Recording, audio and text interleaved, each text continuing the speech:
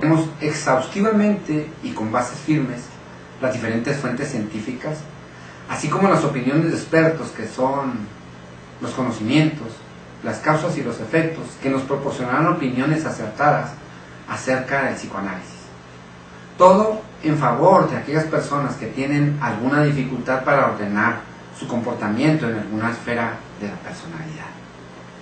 Haremos importantes y minuciosas revisiones, aclarando su procedimiento y los cambios que se van presentando, conforme observamos, experimentamos, analizamos y concluimos con carácter actual el estudio de este método tan renombrado del psicoanálisis. Además, haremos un análisis profundo, que analizar es escudriñar, profundizar, indagar sobre algo, sobre alguna cosa. Sin más, adentrémonos pues en el estudio. Terminológicamente, psicoanálisis significa mente, análisis, estudio minucioso de un asunto, y la mente significa parte del ser humano donde reside su capacidad intelectual y su pensamiento. El psicoanálisis es un método creado por el médico y neurólogo austriaco Sigmund Freud, que tiene como objetivo la investigación y tratamiento de las enfermedades mentales. Se basa en el análisis de los conflictos sexuales inconscientes que se originan en la niñez y se define como un método terapéutico de determinadas enfermedades mentales, basado en el análisis retrospectivo de las causas morales y afectivas que determinan las dolencias del paciente, que da gran importancia a los impulsos reprimidos que quedan en el subconsciente.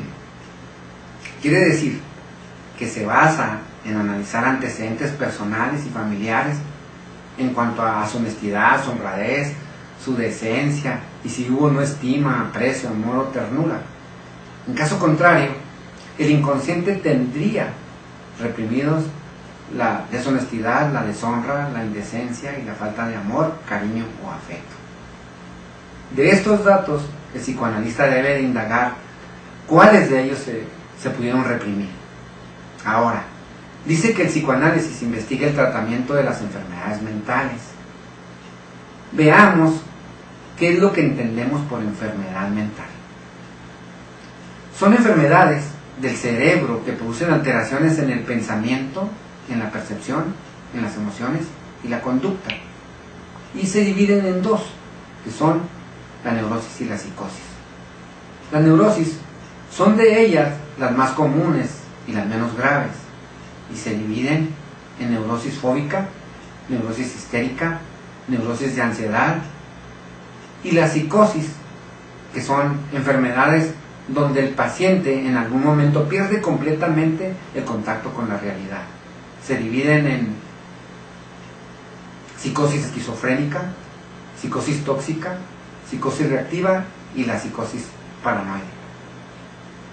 Al enfermar el cerebro se alteran sus funciones y los síntomas se expresan por un cambio en el afecto, en la conducta, en el lenguaje, la comunicación y las relaciones, las ideas de la forma de pensar y percibir el mundo.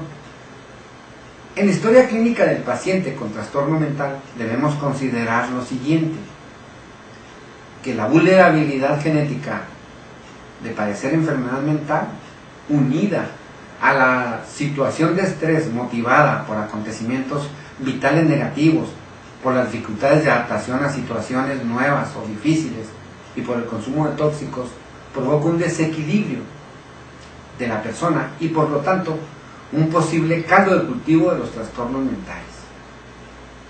Si revisamos qué es la enfermedad, ahora vamos a ver que es importante definir también la salud. Y la salud en una persona o en una familia es poder desarrollar sus capacidades y participar de las tareas comunes del estudio, del trabajo, de su vida afectiva, con relaciones de amistad. La salud mental depende de nuestro estilo de vida, de la calidad de las relaciones afectivas que tenemos, de nuestra capacidad de amar y aceptar a los demás, de dar confianza y apoyo y recibirlos, y de nuestra tolerancia y comprensión mutua. Continuando con el psicoanálisis, La doctrina psicoanalítica sostiene que los impulsos instintivos que son reprimidos por la conciencia permanecen en el subconsciente y afectan al sujeto. Ahora, es importante tener en cuenta que el inconsciente no es observable por el paciente. El psicoanalista es quien debe volver accesible dicho conflicto inconsciente a través de la interpretación de los sueños y los actos fallidos y de la asociación libre. Freud consideraba a la asociación libre como la regla fundamental del psicoanálisis. Esa técnica consiste en que el paciente exprese durante las sesiones de terapia todas las ideas, emociones, pensamientos o imágenes, tal cual como se presentan, sin restricciones ni ordenamientos.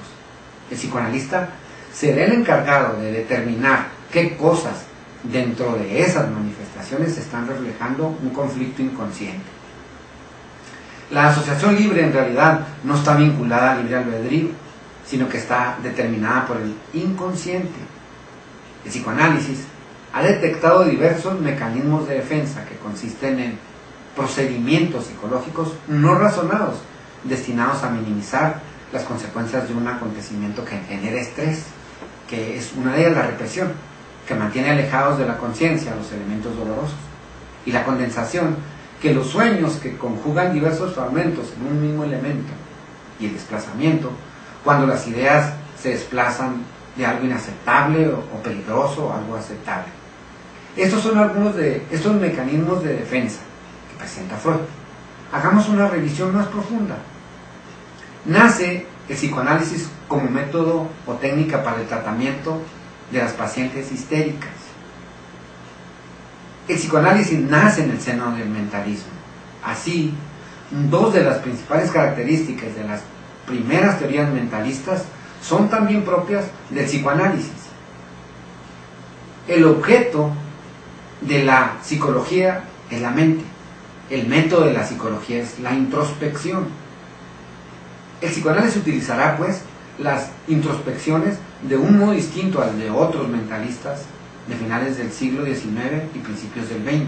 Estamos haciendo remembranza de 1900. La introspección es el conocimiento directo que un sujeto tiene de sus propios estados mentales, la inspección interior de la propia vida psíquica, pero en el caso del psicoanálisis, no tanto de la vida actual del sujeto, sino de sus vivencias pasadas.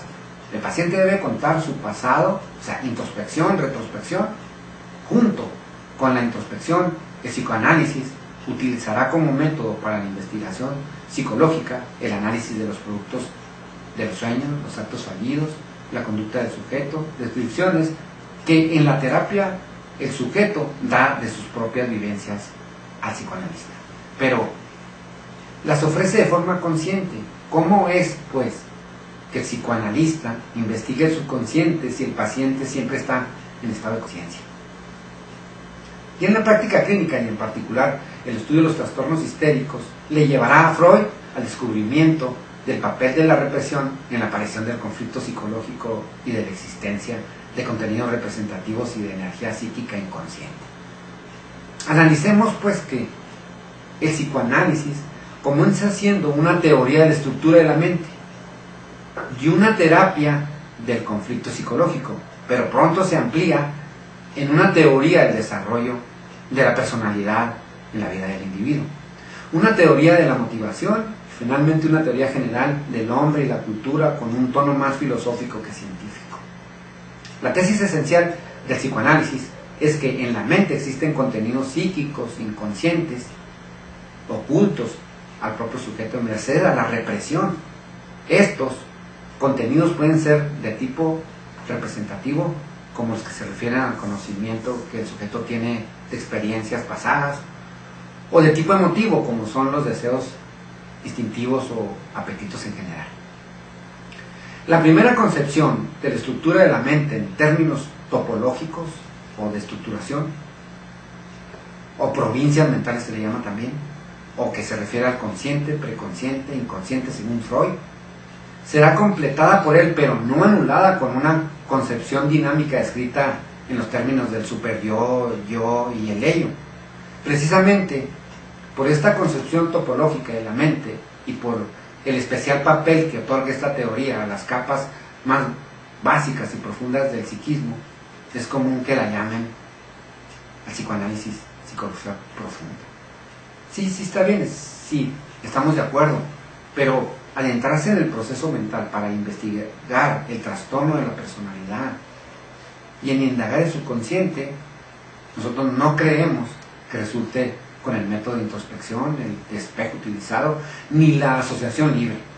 Sabemos, a ciencia cierta, que ninguna despierta que afore el subconsciente. Aquí quedan pendientes muchas dudas y varias interrogaciones en donde debemos quitar el velo de la duda para encontrar el rumbo exacto y hacer que este método funcione adecuadamente. Esto lo trataremos en el próximo apartado. Una vez más, gracias por la firmeza de su atención. Ya saben ustedes el procedimiento: para arribita el dedo si les gustó, para abajito en caso contrario. Y no olviden dejar sus comentarios.